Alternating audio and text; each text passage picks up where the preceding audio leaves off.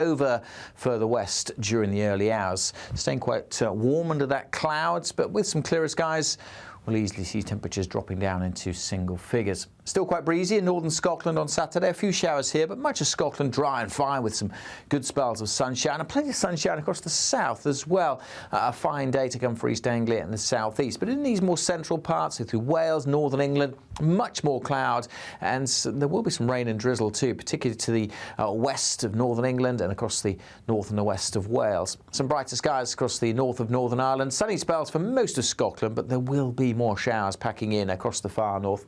Not as windy here as today, but still a noticeable and fairly chilly breeze.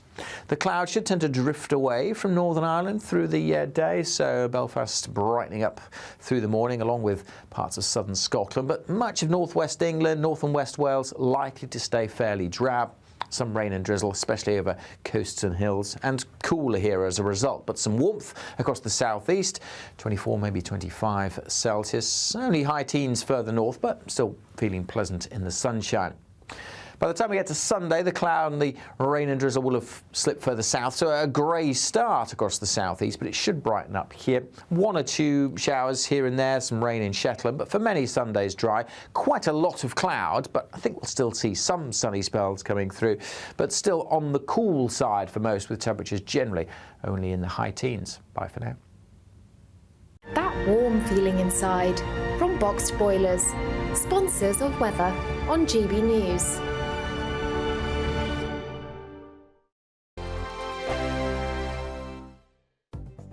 The latest GB News travel.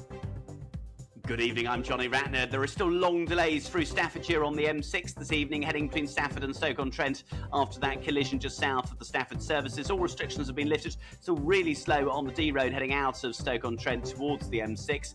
Meanwhile, in Lincolnshire, the A15 remains shut between Bourne and Folby at the scene of an accident. The A1M in Bedfordshire is blocked southbound at junction 10, the Stockfold Bulldog exit at the scene of a crash. On the Essex stretch of the M25, the outside lane is blocked anti-clockwise, junction 27 to 26 at the scene of an accident in the roadworks just after the Belcommon Tunnel. The M2 in Kent is partly blocked coastbound 4 to 5, the Gillingham Sittingbourne stretch at the scene of a crash. The A38 remains shut in Somerset, finally, south of Bridgewater between Felixton and North Peverton because of an obstruction. That's the latest. You can stay up to date throughout the day by visiting our website, gbnews.com. On election night, we are throwing a party. The GB News Election Night Watch Party will be live from Essex and you are all invited. On air from 10 o'clock, we'll have familiar faces from across the channel, entertainment and lots more stuff as we keep our eye on all the results as they come flying in. If you want to join our live Election Night Watch Party audience, scan the QR code on screen or go to gbnews.com/election party. Congratulations to the GB News winners at this year's Trick Awards. And the winner of Interview of the Year is... Alistair Stewart reveals his heartbreaking diagnosis to Camilla Tominey. And the winner is GB News Breakfast. And the winner is Nigel Farage. And thank you to you, our GB News viewers and listeners, for making us the People's Channel, Britain's news channel.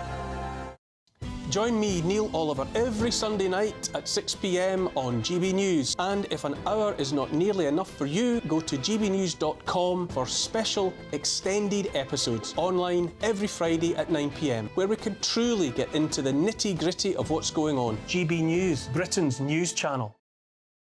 In the GB Newsroom, we bring you the news as it happens. With our team of dedicated journalists across the UK, GB News brings you accurate reporting of the day's topical agenda. When the news breaks, wherever and whenever it's happening, we'll be there. This is GB News, the People's Channel, Britain's news channel. Every Saturday, 10 till 12, we'll bring you all of the news that you need to know. We'll also remind you that there is so much to smile about. It's my favourite time of the week. I get to relax, enjoy some light-hearted stories, and let Ellie teach me about fashion too. That's Saturday Morning Live, every Saturday, 10 till 12. Only on GB News, Britain's news channel.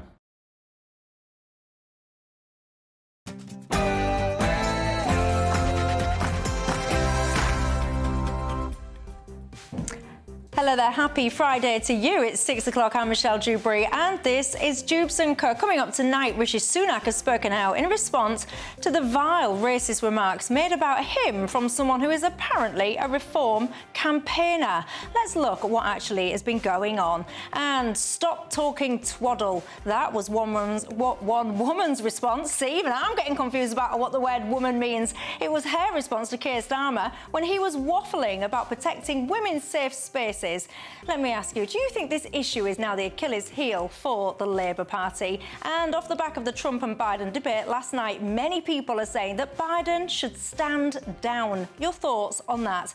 And let me ask you this, do you think we're becoming desensitised as a nation? When you hear about awful things happening now, do they stop you in your tracks anymore, or do you take them in your stride? What do you think is to blame for this, the internet or what? You tell me.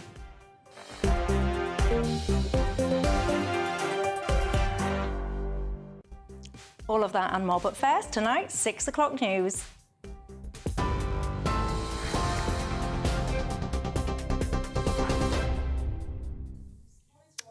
Good evening, it's 1 minute past 6. I'm Cameron Walker here in the GB newsroom. The Prime Minister says the leader of Reform UK has questions to answer after a video emerged of a campaigner making racist comments. Andrew Parker was seen making a series of offensive remarks about the Prime Minister, Rishi Sunak. He's now apologised, but insists he was goaded into making them. Rishi Sunak says it's part of a broader pattern of behaviour. A warning, the following clip contains some offensive language. When my two daughters have to see and hear Reform people who campaign for Nigel Farage calling me an effing, it hurts and it makes me angry, and I think he has some questions to answer. When you see Reform candidates and campaigners seemingly using racist and misogynistic language and opinions, seemingly without challenge, I think it tells you something about the culture within the Reform Party. Our politics and country is better than that. It's my duty to call out this corrosive and divisive behaviour. Well, Nigel Farage said earlier that the comments have no place in the party and describes the secretly recorded video as a setup. Someone told us he was an actor. We rang him this morning, the Daily Telegraph rang him this morning. He denied point blank that he was an actor. It turns out he is an actor. I found his website. He's a well-spoken actor who does something called rough speaking. Well, I was in the office when he arrived last Saturday, and he was doing rough speaking. It was an act right from the very start. So you've met him? I was working, and he came in and came up to me and said hello, and then he went out canvassing where the undercover filming took place. And he was rough speaking. He wasn't being himself from day one. I have to tell you, this whole thing is a complete and total setup. Well, in a statement, the spokesperson for Channel 4 said they strongly stand by what they called rigorous and duly impartial journalism, which they say speaks for itself. In other news, Reform UK has increased their lead in the election polls despite a difficult week for the party with allegations of racism. A poll conducted by Whitestone Insight has found that Labour has maintained top spots, but both Reform and the Conservatives are fighting for second place. Electoral Calculus said if the above results were to be repeated at next week's election, it would result in a Labour majority of 244 seats, with the Conservatives on 57, the Liberal Democrats on 72 and Reform on 31. Lawyers for two people who became sick after eating sandwiches containing E. coli have started legal action against Tesco and Asda. The claims relate to an 11-year-old girl who ate a chicken salad sandwich. She's now been on dialysis for 3 weeks after falling ill. Separate legal action is also being taken against Tesco on behalf of a man who says he regularly purchased sandwiches for his lunch. At least 122 people have been admitted to hospital since the start of the outbreak, which has also led to the recall of wraps and salads sold at several major retailers. Staffordshire Police has said they are not looking for anyone else in connection with the deaths of a woman and a man in Hensford. Police opened a murder investigation after the bodies of 24-year-olds Daniel Duffield and 22-year-old Lauren Evans were discovered in a property on Tuesday afternoon. Police say post-mortems have been carried out and the causes of death will be determined at an inquest. A security guard accused of hatching a plan to kidnap, rape and murder the TV presenter Holly Willoughby has been giving evidence in court. You're under arrest on suspicion of conspiracy to kidnap. You do not have to sign anything. What is going on? Gavin Plum told Chelmsford Crown Court he's heartbroken, disgusted and shocked that his online chats about the alleged plot have come out. He says his dark discussions were massively regrettable, but insisted the alleged plans were a fantasy and not real. Plum from Harlow in Essex denies soliciting murder, incitement to rape and incitement to kidnap. The trial continues. The Metropolitan Police says a total of 27 Just Stop Oil supporters have been arrested in a coordinated raid after the group threatened to disrupt summer holidays. 4 people were arrested on Tuesday after being identified at Gatwick Airport and have since been released on bail. It also comes after 6 members of the group, some described as being key organisers, were arrested in Hackney in East London last night. In royal news now, Princess Anne has returned home after several days in hospital with minor injuries and concussion. The 73-year-old is believed to have been struck by a horse while walking on her Gatcombe Park estate in Gloucestershire on Sunday evening. Her husband, Vice Admiral Sir Tim Lawrence, has thanked the team at Southmead Hospital in Bristol for their care, expertise and kindness. Well, those are the latest GB News headlines. For now, I'm Cameron Walker. More in an hour. For the very latest GB News direct to your smartphone, sign up to News Alerts by scanning the QR code or go to gbnews.com/alerts. Thank you very much for that, Cameron. My name is Michelle Dewberry. This is Dewbs and I'm with you till 7 o'clock tonight. Alongside me, my panel, I've got the former Conservative MP Craig McKinlay and the former Defence Secretary Jeff Hoon. You're both new faces to this panel tonight. What a treat for everybody. Thank you very much. You're very welcome. And you, I was trying to track you down ever since I saw that remarkable documentary, I've got to say, you know, with you and Christopher Hope about your incredible battle with sepsis. I mean, incredible. I found you such an inspiration. Well, it was Chris's idea, really. I mean, he's been a good friend of mine for some years in Parliament. And his idea came to see me in the hospital, St Thomas's, multiple times, and we sort of hatched it together.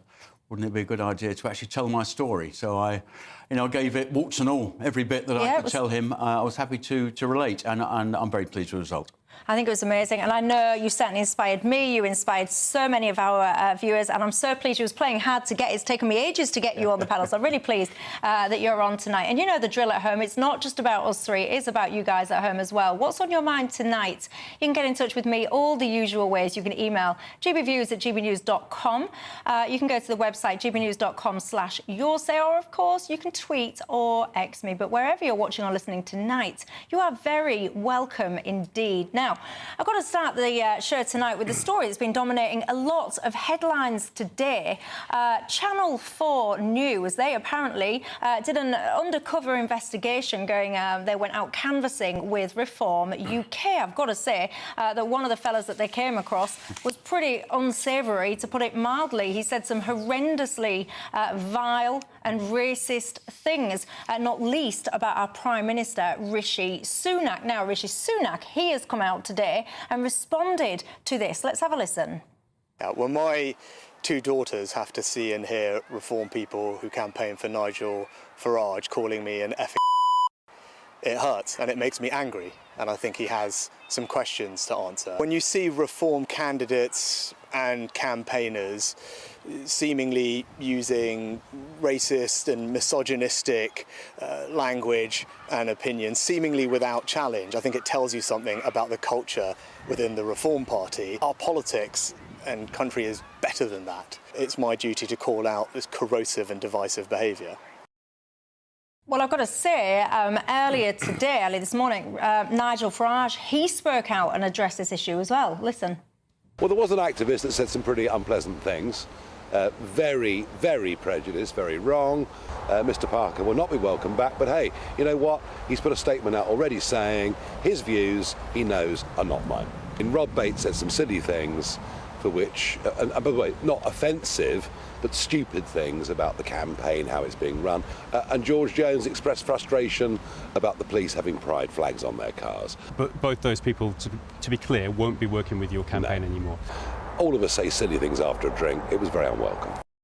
Also, very tough talking there and swift action as well. But then the story took quite a bizarre turn as well this afternoon. Listen to Nigel Farage then speaking out again today. Someone told us he was an actor. We rang him this morning, the Daily Telegraph rang him this morning. He denied point blank that he was an actor. It turns out he is an actor. I found his website. He's a well-spoken actor who does something called rough speaking. Well, I was in the office when he arrived last Saturday, and he was doing rough speaking. It was an act right from the very start. So you've met him? I was working, and he came in and came up to me and said hello, and then he went out canvassing where the undercover filming took place. And he was rough speaking. He wasn't being himself from day one. I have to tell you, this whole thing is a complete and total setup.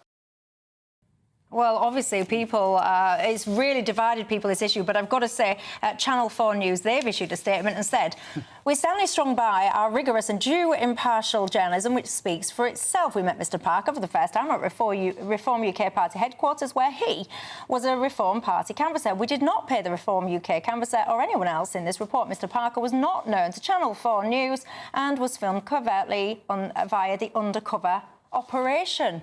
Goodness gracious me. Are you following all this, everybody?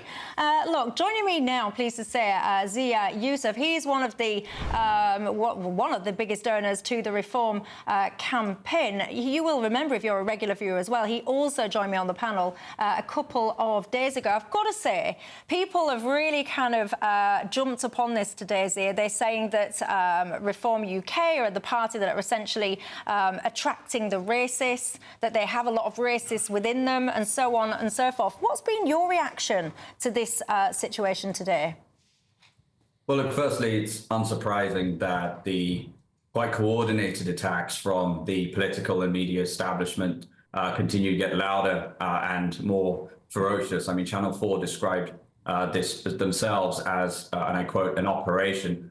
It does look extremely suspicious. I'm not close enough to comment on all of the details, but this is a guy who, first of all, denied this morning to the Daily Telegraph that he was an actor. It does appear quite clearly that he is an actor.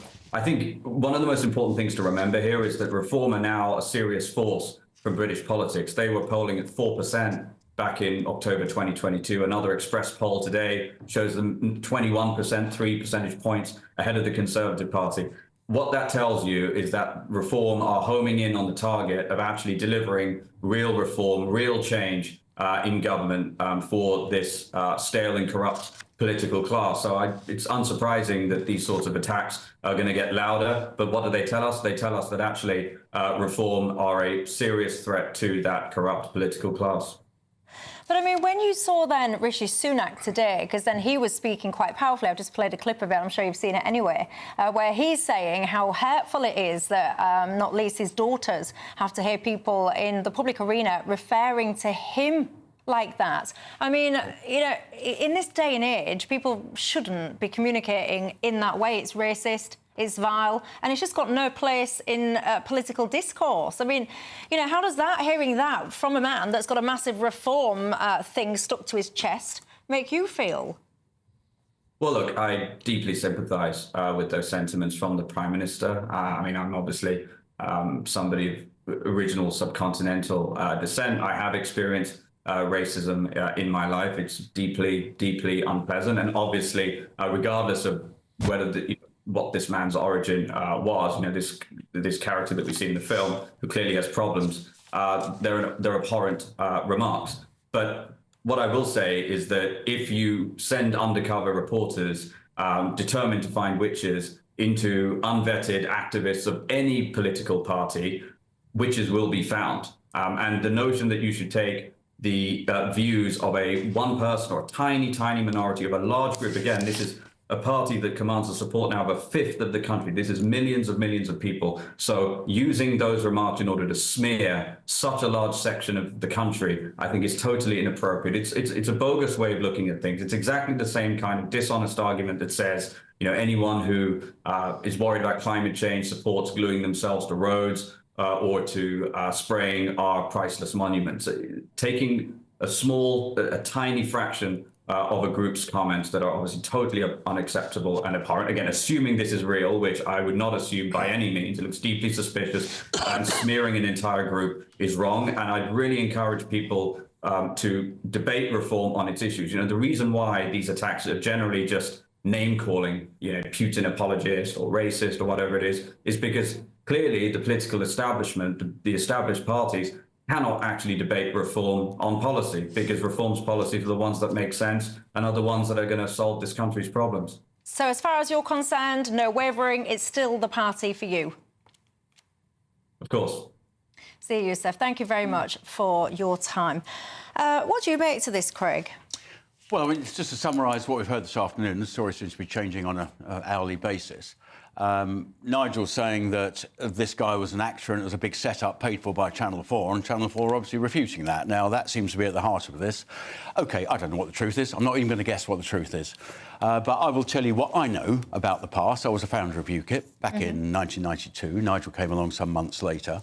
And, you know, I'm a chartered accountant, chartered tax advisor, professional standing. Come 2005, I'm afraid just once too often we'd had some weird people come along to UKIP, and I was worried about my own professional reputation, and that really went over the edge with me. And why I left and went back to the Conservatives was that a couple of the MEPs were in prison for fraud, and I thought, you know what, enough's enough. This was meant to be a clean start in British politics. Now, you know, I will speak as I find, and I know Nigel for a long time. He is not a racist man. So this comes up every election when Nigel puts his head up that, you know, is there racism and the undercurrent of reform? But the truth is, you often get people, and some of their candidates have been found out to be a little bit strange, who have tried everywhere else, and they then go to the new party, the new kids on the block. And we're seeing it again with the Reform Party. We see it every time. It is pretty sad because, you know, fundamentally, Nigel's not a bad bloke, actually. I've known him for a very long time, but it does smear them. It's an easy smear for the establishment to make. But I have to say, what I've seen in the past, there have been some odd people come and go within, you know, the Brexit Party, Reform, and previously UKIP. But you know, I don't know the truth on this one.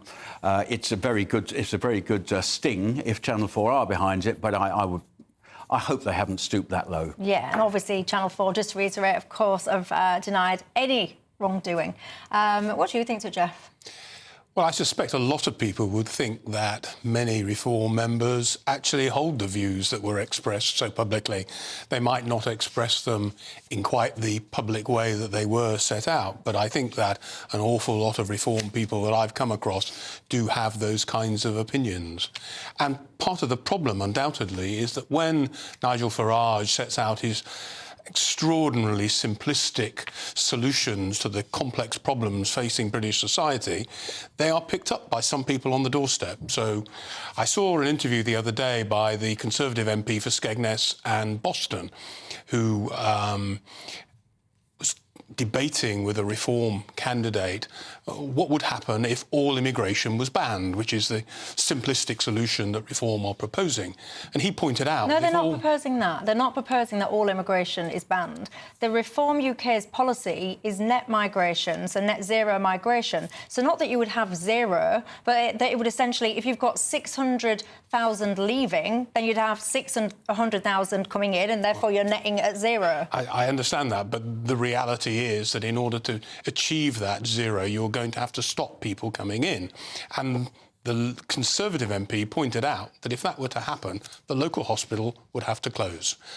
And that is the case across the country, that this country depends on a flow of people coming in, previously from the European Union into our hospitals, doctors, nurses, now very often from the Far East, people doing valuable work in our communities. But that is, if you've got an economy or a health service or whatever that's dependent on immigration, then that is a failure of policy. I don't think that's the case, actually, because the reality is, as you've just pointed out... It's been a failure of training within the UK for quite some time. I think we have to say that's true. We could certainly train more doctors, which is actually Labour Party policy. We actually restrict the number of people who can qualify as doctors. We do. There are many more people who would like to go to medical school and emerge with a qualification. Frankly, the country has to find more money to do that.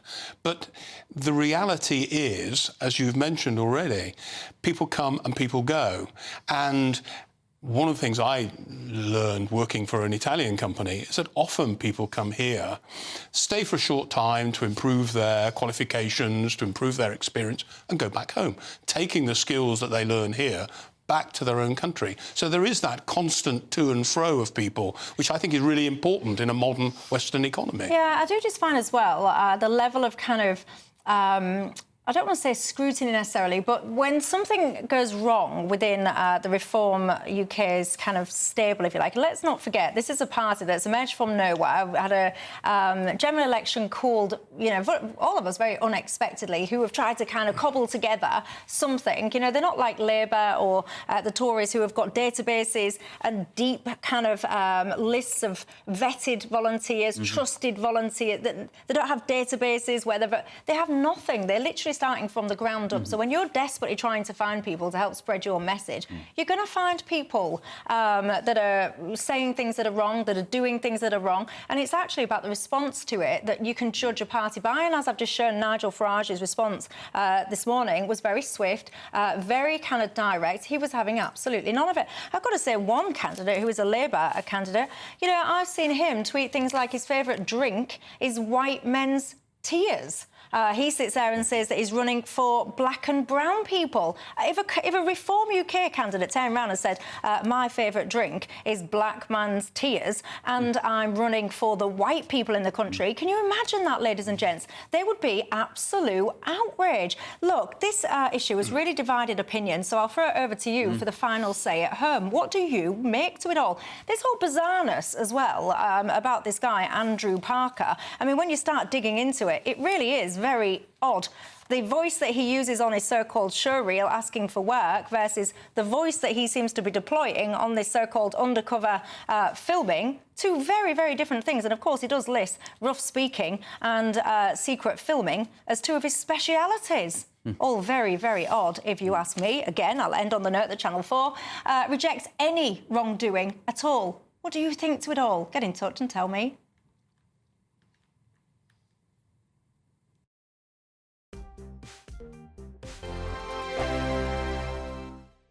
Sunday with Michael Portillo from 11, only on GB News. We've been talking about the White House is concerned with playing down concerns about the health of President Biden, who's apparently taken to freezing during public events. Italy's Prime Minister Giorgia Meloni was seen herding the president back into a photo with world leaders after he shuffled aimlessly away from the group. In the last few days, videos and images of the president freezing at a fundraising event went viral, but the White House stated that they were deceptively edited cheap fakes.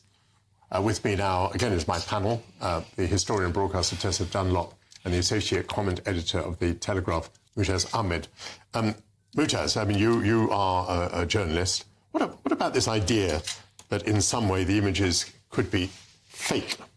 They could be fake, and some of them will be fake. But the reason these AI images or AI videos or weirdly edited videos are a problem for the White House is that people have seen enough of Biden freezing in real life. It's not going away, this one.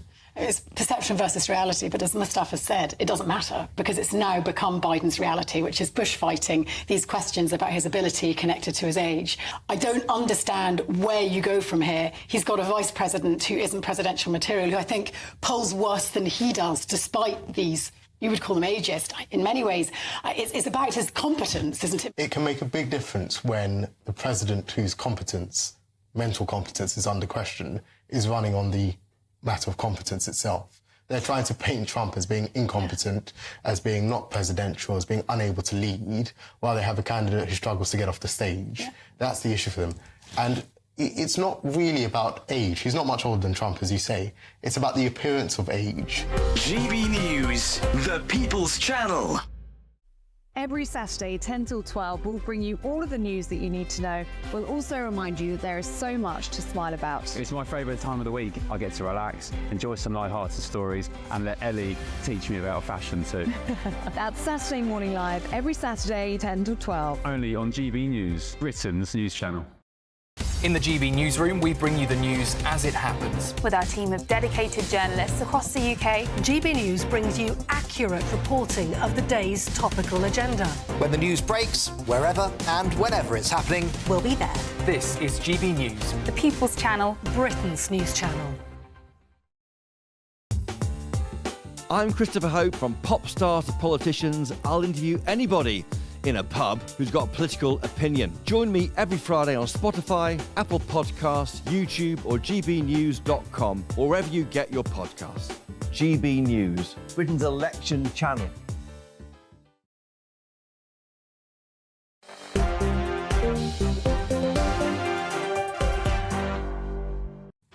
Hello there, I'm Michelle Dewberry. This is Dewbs & Co with you till 7 o'clock tonight. Alongside me, I've got the former Tory MP Craig McKinlay and the former Defence Secretary Jeff Hume. Good evening. Welcome back, everybody. Now, you might have noticed that there was an interesting debate taking place at the early hours today. I'm speaking, of course, about Joe Biden and Donald Trump. Well, Joe Biden, he is doing a rally as we speak, and I'll be cutting live to that in a second.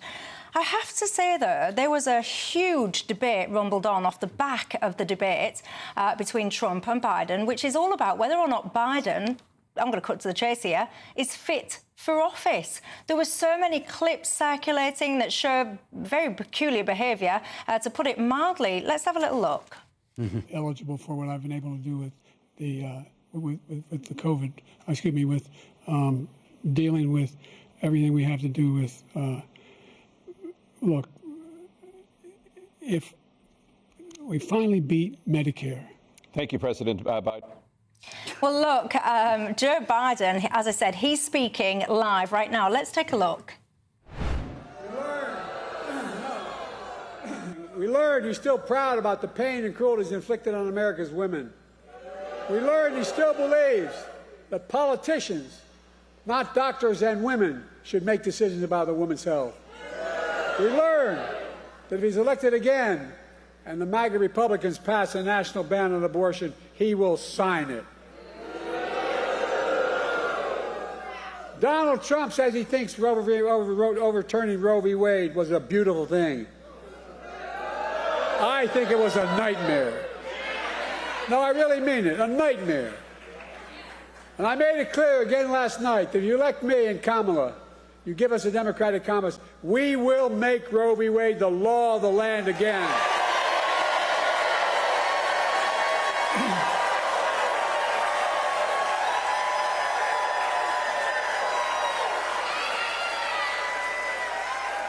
He continued to lie. He said, I quadruple taxes. Where the hell has he been? Which is a simple lie. I didn't raise a tax on anyone in America if they made less than $400,000 a year. And I won't in my second term either. We learned that Trump, who had the largest deficit of any president in 4 years because of a $2 trillion tax cut to the super wealthy, we learned that Trump wants to give another giant tax cut for the very wealthy and the biggest corporations. This time, $5 trillion, not a joke, $5 trillion. To pay for it, he's going to cut Medicare and Social Security. He'll cut health care. Well, I've got to say, I mean, he looks a lot brighter, certainly sounds a lot brighter than he did early hours of this morning. Now, look, this is quite a serious matter, and many people will say, you know, we're in the UK, why are you focusing on US matters and all the rest of it? Well, you know, you're former Defence Secretary, and you will know probably more than many of us, it is crucial in terms of who is the American Prime Minister. We're going to have a very close relationship with them. We can't help ourselves often other than follow America when, you know, whatever they seem to want to do. I mean, do you think Joe Biden is fit for office? Well, there's no doubt that when the US people elect their president, they're not only electing a president for the United States, they're electing the leader of the free world. And that means a lot to the United Kingdom, the US's closest ally, and frankly, the real reason why people are so concerned about last night's debate is that it might lead to a second term for a president who frankly was disgraced and who caused enormous difficulty inside NATO, inside a number of international organisations. You're on about Trump now? I'm on about Donald Trump. And I would say that most people who are familiar with international relations would be extraordinarily concerned about Donald Trump returning for a second term, given that his first term almost ended in disaster for the international community. I thought it was quite a peaceful time when he was in office in terms of conflict that seemed to have the US at the centre. But the reality is that we expect the United States spends by far the most amount of money on defence, deploys its troops around the world, is a force for good. And the reality is, if that force for good is neutered because the President of the United States does not believe in engaging, for example, in Ukraine, trying to defend a country from the aggression of Russia, we are all in trouble. But I thought one of Donald Trump's primary pieces of feedback in terms of NATO was that he wanted other countries to pay their way. He would say, why do we have to shoulder the burden for countries that are not prioritising their own defence spending, which is perfectly fair, isn't it? It is perfectly fair, and on that, I totally agreed with him. Countries do need to spend more money on defence. But what he also said was that the United States would not defend those countries that failed to spend appropriate amounts of money, which is a fundamental breach of what holds NATO together. But many people will be shouting at the screens and going, they agree with that. If these countries do not ring-fence enough of their own funds to protect their own people, why should any other country pick up the tab for a country that doesn't want to pick up its own tab? Many people will agree with that. Because at the heart of NATO is an article that says that an attack on one NATO member is an attack on all NATO members. It is. And therefore, it's crucially important that the US president, above all else, should not undermine that understanding. But then other people will say the people that are undermining that is not President Trump who says that he won't pick up other people's tabs. Again, I come back and repeating myself. It is the countries that are not committing to the 2% spend that they're supposed to be doing that NATO also requests. I agree with some of what Jeffrey said there,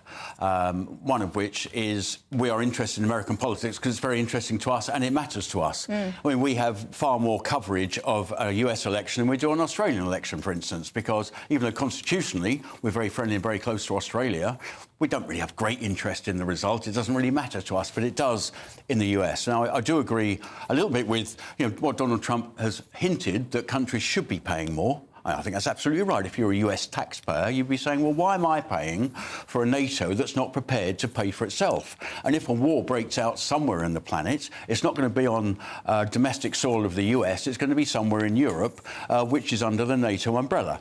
I mean, I took a bit of what Donald Trump said with a bit of a pinch of salt. I don't think he is suggesting that, if the tanks, Russian ones, I assume, come into Europe, he wouldn't be prepared to use the NATO umbrella against, the country that's not quite paying 2.5%, but would help the one that is. So I think his sentiment was right. But let's get back to Biden here. Biden, Trump. Who's going to be the winner? It's not for me to give an opinion on that, but I'm worried about Biden and the condition that he seems to be in. He seems to be a lot perkier and brighter today. I haven't heard him slur any words, but last night was a worry, and it was echoing what I think many of us have been thinking for some time, that is this guy, he's had a long career, very, distinguished career in politics in the US. Isn't it time he actually thought for himself that perhaps the time's come? But maybe that will be taken away from him by the Democrat Party or perhaps the electors themselves, which at the end of the day, it's not for me as an ex-Conservative MP to tell US electors what to do. They'll come to that conclusion themselves. But from what we've seen, I'm a little worried. I know, and I don't like being cruel about people, especially not when it comes to health matters. But there is something about what we're seeing here And it really makes me feel uncomfortable because I think we're almost watching the cognitive decline, or certainly this is how it feels, we're watching the cognitive decline of a person in front of our very eyes, whether it's someone standing on a stage and going to sit down when there are no stages, chairs, when it's someone getting shepherded off, where it's someone just kind of glazing over and glancing, you know, mumbling their words. And I mean, we all, humans, you do mumble your words sometimes, especially when you're on a stage or live TV or whatever, that does happen. But I mean, this is not that, it's beyond that. Do you have concerns about his capacity? Well, I have concerns about both candidates in that sense. I've got a lot of family in the United States, and they've been telling me for some time that younger people are really turned off the fact that both candidates are at an advanced age and are not likely to vote as a result.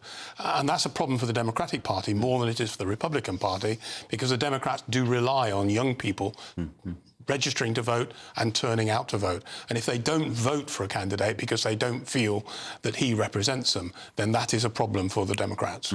But do you feel, though, I'm pushing you a bit, because, you know, many people, when they're watching him, it's not, you know, it's not kind of like, oh, do we need younger people? It's about him specifically as an individual. Do you think he should be, Biden should be on that ballot paper? Well, I agree with Craig. It's not for us to sit here. But you must have an opinion. Well, it's not for us to decide here in the UK whether the President of the United States should run for a second term or not. But you must have an opinion. I'm not saying that Biden's listening to you right now and he's going to base his decision about whether to step down on what you say. That would be foolish of me. But you must have an opinion, especially given the roles that you have held. When you look at the footage that we all see, does that make you sit there and say, this guy, you know, I would say, some people would say he's losing his marbles. Well, what I want to see is that I want to see a Democratic president elected. Why are you not answering the question? Because I don't think it's appropriate at this point for me to comment on what has happened in a debate when we have yet to see the outcome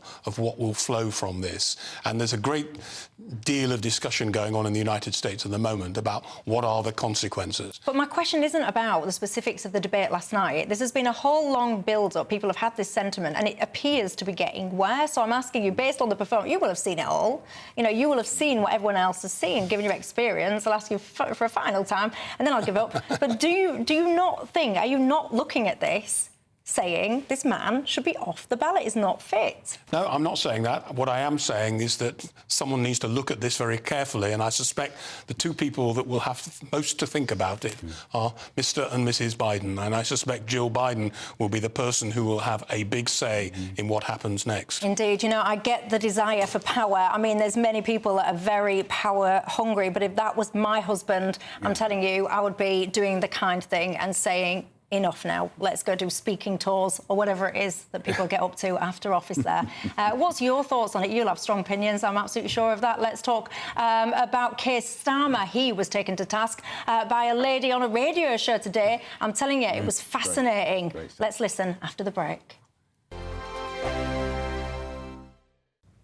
Time for your latest weather update from the Met Office here on GB News. Good evening to you. Tomorrow, bit of a three-way split with our weather. Bright and breezy across Scotland with a few showers, mostly fine and sunny across East Anglia and the southeast. But in between, this weather system is creeping towards us. Not a particularly potent one, but it will bring cloud and some outbreaks of rain. That's starting to move across the Republic of Ireland at the moment and spreading towards Wales and southern parts of Northern Ireland by dawn. Still a few showers across the far north and west of Scotland. Still quite breezy here as well, but elsewhere the wind's pretty light with some clearer skies.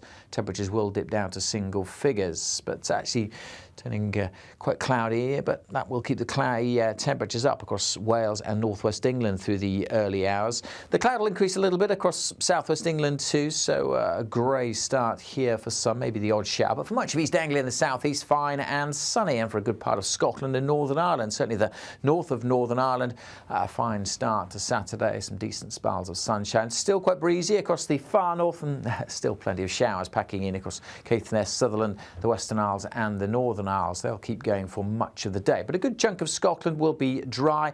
This cloud and rain, though, likely to stick around. Not much rain, I suspect, getting to the east of the Pennines, but still predominantly cloudy here.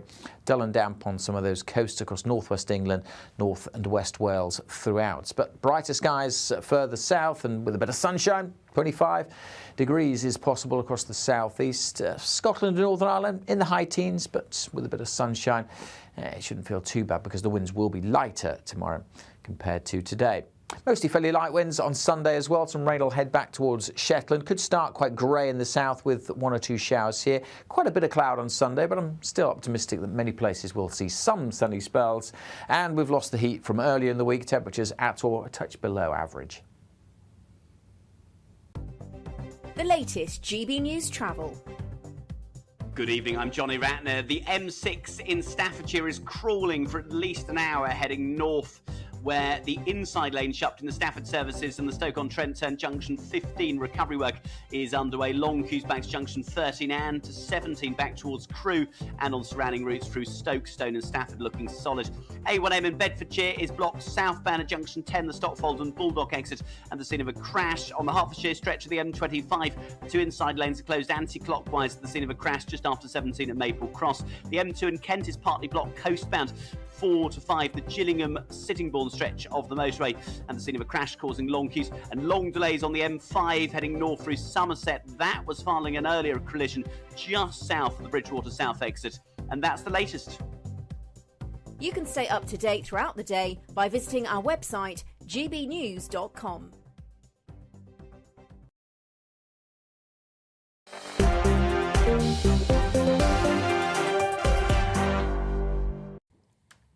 Hello everyone, I'm Michelle Dewberry. Till 7 o'clock tonight, my panel remain exactly as they were 2 minutes ago. I've got Craig McKinley and Jeff Hoon. Look, I want to cut straight to the chase. We've looked at reform and stuff that's impacting them today. I also want to look at Labour, though. Take a look at this case. Starmer was challenged during a radio show today. Listen.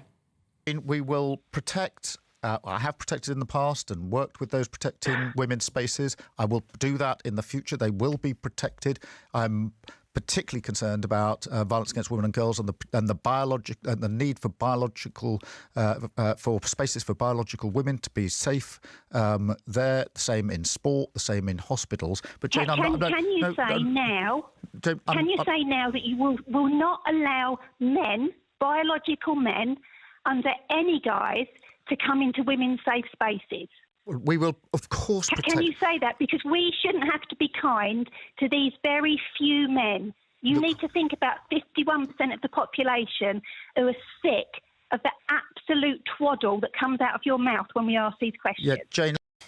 Twaddle, she says. That was Jane from London, and I think that was Radio 5 this morning. This issue about men being in women's spaces. I mean, I feel like it's becoming a bit of an Achilles heel for the Labour Party. What do you think to it? Well, it was the most remarkable piece of radio. I listened to it this morning. And it almost proved what you might get with a Labour government if, heaven forbid, it happens next week. It's going to be more woke, more of this type of stuff that is an irrelevance to most people in this country. And that woman, obviously very concerned about what Labour Party policy on reforming GRC and self-identification, all the rest of it might mean for women-only places. Now, Jeff will remember when he was an MP and he used to have MP surgery. Now, this came home to me about 5 or 6 years ago. This was all a bit over there, not being talked about. And it's remarkable that this is being talked about all over the place on a daily basis for what is, let's be very honest, a fairly minority sport. Now, this woman came to see me, and she was very concerned that her daughter was going to hospital for an intimate examination. And what was presented to her was a nurse that had not gone too far between the transition between male to female. And this nurse was presented by the NHS Trust as the nurse that was going to conduct this intimate examination on her daughter. And this woman, not a Conservative voter by any means, was appalled. And it was then that this came home to me. What on earth is going on here? That we're allowing people to... I mean, that's why I was very opposed to what Scotland was trying to achieve, and thank heavens that the government put a block on that ridiculous bit of legislation for people of 16 to self-identify at the drop of a hat with new certification into a different sex, potentially overnight or three times in a day, if you should so wish. And this really does raise serious issues about... are we really that naive to think that those so minded to commit some pretty atrocious things will not use this as a guise to get where they want to get, to do certain things to females.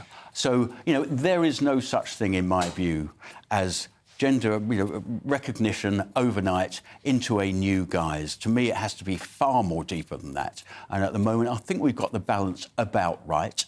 But I think, that, to me, shows the wokery of what Labour Party will be all about. Chair? What I don't understand about this highly complex, sensitive, difficult issue is why it is a party political issue. The Equality Act of 2010, passed by a Labour government, protects women-only spaces. It's absolutely written into the law. And I want to read something from a government document from 2018. I've heard this before, so why are we talking about it? It's obviously not I just working. want to read this out to you, Craig. It says, trans and non-binary people are members of our society and should be treated with respect. That is a Conservative government document. Absolutely, we all agree with that. Published in 2018.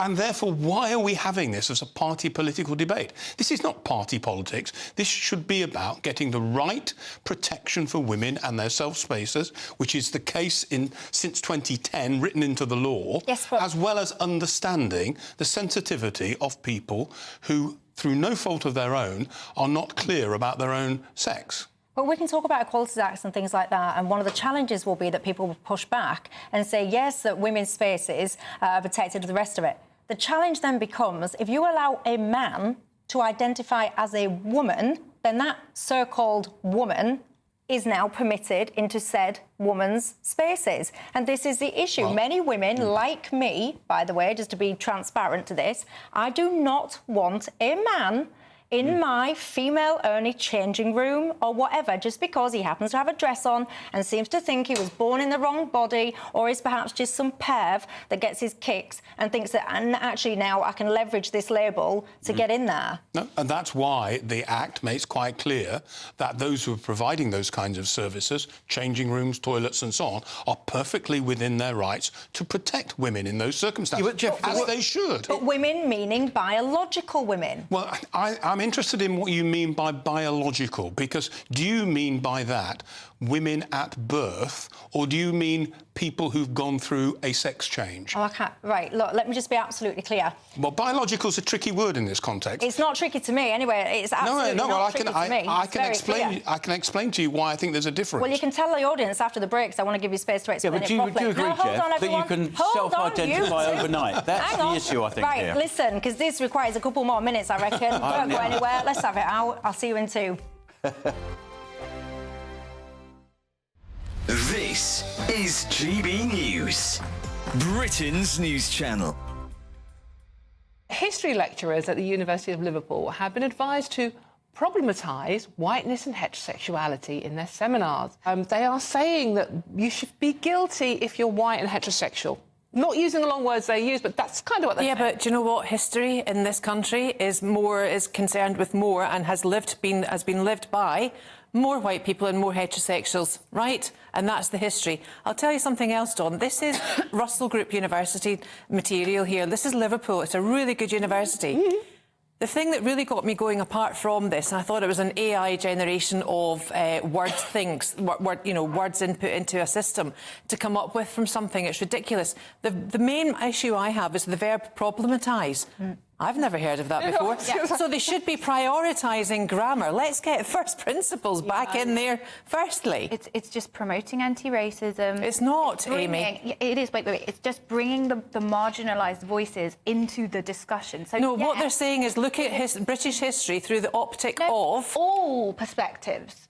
So let's look at it from the perspective of a queer person growing up. Let's look at it from the perspective of somebody from... But that's not the majority. When I actually looked at the evidence, it's all about unpacking bias. And you have to admit there has been a white bias in history. No, there hasn't, because the facts... From a white perspective... Amy, the facts are, in history, most people in this country are white and heterosexual. Of course, but then there's still... So that's the history. ...voices that deserve to be brought into the discussion as much as the dominant... Look, like, that's all decolonising the curriculum is hearing all sides of the argument. Surely we at GB News love. We celebrate that. That's what we do. We do, but we're not telling anybody it's bad to be white or it's bad to be... Exactly. That is not what... Amy, it is. It is. The People's Channel. This election night, we're putting on a party. And you are invited. We'll be here with you. Following all the twists and turns. As well as all the live reaction from our election night watch party. With our GB News lineup. And as morning breaks, we'll be here with breakfast from 6 a.m. As it becomes clear who the winners and the losers really are. Vote 2024. Thursday, the 4th of July. Only on GB News, Britain's election channel. Congratulations to the GB News winners at this year's Trick Awards. And the winner of Interview of the Year is... Alistair Stewart reveals his heartbreaking diagnosis to Camilla Tominey. And the winner is GB News Breakfast. And the winner is Nigel Farage. And thank you to you, our GB News viewers and listeners, for making us the People's Channel, Britain's news channel.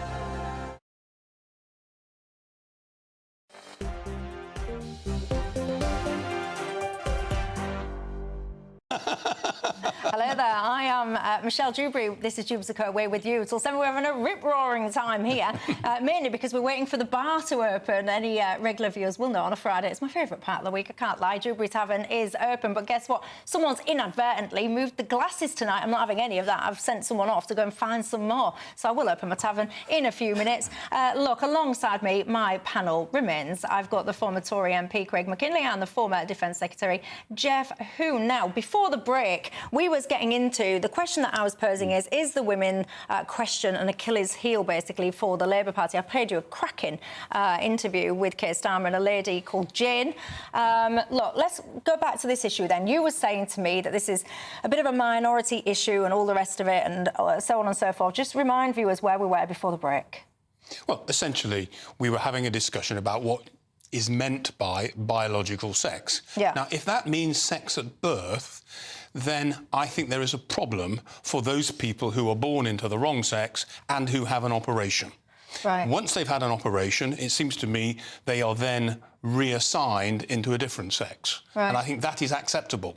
And so you was asking me, because I was saying about safe spaces for females based on biological women. And your question to me was, what is a biological woman? How do I define a biological woman? Well, I've got to say, ladies and gents, sometimes I have to pinch myself because I can't believe in 2024 we need to have a conversation about what is a biological woman, a biological female. So to me, it's crystal clear. A female is an adult human. I mean, come on, it's an adult human female. That is what a woman is. Biologically, it means that we've got all of the female reproductive systems. It means that someone, if everything's working properly, you can get pregnant, your chromosomes, female, and so on and so forth. With all will in the world, yes, you can have surgery, Jeff. So, yes, you can turn your bits inside out and you can attach silicone bags to your chest and all the rest of it. That does not alter your biological reality. With all will in the world, if you suddenly decide that you're not Jeff, you're suddenly Jane, you have whatever tinkering it is with your exterior, you're not suddenly going to be able to get pregnant, are you? No, but then lots of women can't get pregnant, sadly, so I don't... But that's because of a health issue, very sadly for those people. That's again, because something is not working in their biology. It's a health issue. A doctor would investigate that. If you went to a doctor and said you're having difficulty getting pregnant, he's not going to investigate it, is he? But I think you're flying in the face of science, frankly. The reality is that in the modern world, first of all, some people sadly, are born intersex. It is not clear what sex hang on, because I've got to say, ladies and gentlemen, when I get to this point, when I'm told that I believe in biological reality and I'm flying in the face of science, I've got to have a drink, can't I? Cheers. Dewberry Tavern is open. Hooray. Cheers to you, and cheers to you. Cheers. Continue, please, and cheers to you at home. So, in those circumstances, an operation can be undertaken that does change a man into a woman. This is you're talking about a very niche segment of people who are born intersex. I mean, this is not what the majority of people here are talking about. This is about men, predominantly, who, for whatever reason, seem to think that they are a woman. You say this is a minority issue. It's not impacting many voters.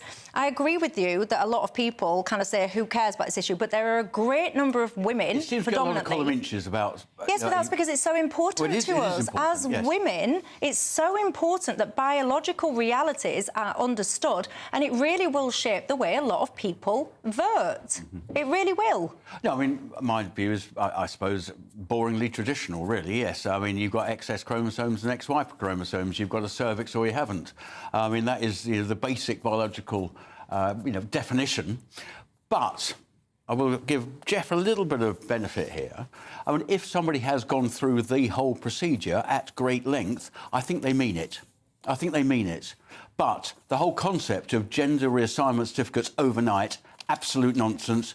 But Labour seem very confused by all this, and I think, as I've said, this is a flavour of things to I am come. pretty confident you can't get a certificate overnight. Indeed, I checked. Scotland Only were going for it. 4,900 certificates have ever been issued. Well, look, it was only the other day, it feels, that David Lammy was trying to tell people you could essentially, you could create these cervixes. I mean, honestly, it's time for us to go to the pub, ladies and gents. Thank you very much, guys. Thank you to you at home. Don't go anywhere. There are lots coming up, and I'll see you on Monday. Night-night. A brighter outlook with Box Solar, sponsors of weather on GB News. Time for your latest weather update from the Met Office here on GB News. Good evening to you. Tomorrow, bit of a three-way split with our weather. Bright and breezy across Scotland with a few showers, mostly fine and sunny across East Anglia and the southeast. But in between, this weather system is creeping towards us. Not a particularly potent one, but it will bring cloud and some outbreaks of rain. That's starting to move across the Republic of Ireland at the moment and spreading towards Wales and southern parts of Northern Ireland by dawn. Still a few showers across the far north and west of Scotland. Still quite breezy here as well, but elsewhere the wind's pretty light with some clearer skies. Temperatures will dip down to single figures, but it's actually turning quite cloudy here, but that will keep the cloudy temperatures up across Wales and northwest England through the early hours. The cloud will increase a little bit across southwest England too, so a grey start here for some, maybe the odd shower, but for much of East Anglia and the southeast, fine and sunny, and for a good part of Scotland and Northern Ireland, certainly the north of Northern Ireland, a fine start to Saturday, some decent spells of sunshine. Still quite breezy across the far north, and still plenty of showers packing in across Caithness, Sutherland, the Western Isles and the Northern Isles. They'll keep going for much of the day, but a good chunk of Scotland will be dry. This cloud and rain, though, likely to stick around. Not much rain, I suspect, getting to the east of the Pennines, but still predominantly cloudy here. Dull and damp on some of those coasts across northwest England, north and west Wales throughout. But brighter skies further south and with a bit of sunshine. 25 degrees is possible across the southeast. Scotland and Northern Ireland in the high teens, but with a bit of sunshine. It shouldn't feel too bad because the winds will be lighter tomorrow compared to today.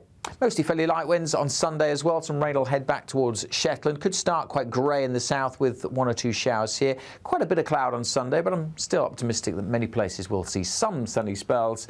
And we've lost the heat from earlier in the week. Temperatures at or a touch below average. Looks like things are heating up. Boxed Boilers, sponsors of weather on GB News.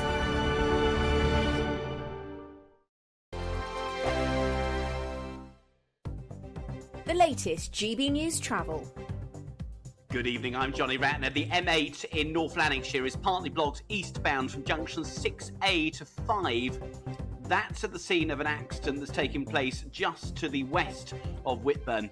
On the M6 in Staffordshire, long delays continue heading north towards Stoke-on-Trent after an early collision. And on the Hertfordshire stretch of the M25, the left lane's closed anti-clockwise. Recovery works underway just after the Maple Cross exit, junction 70. At the scene of an accident. On the M4 in Berkshire, lanes closed eastbound just after the Wokingham and Bracknell turn-off where a car's broken down. Really slow on the M27 eastbound through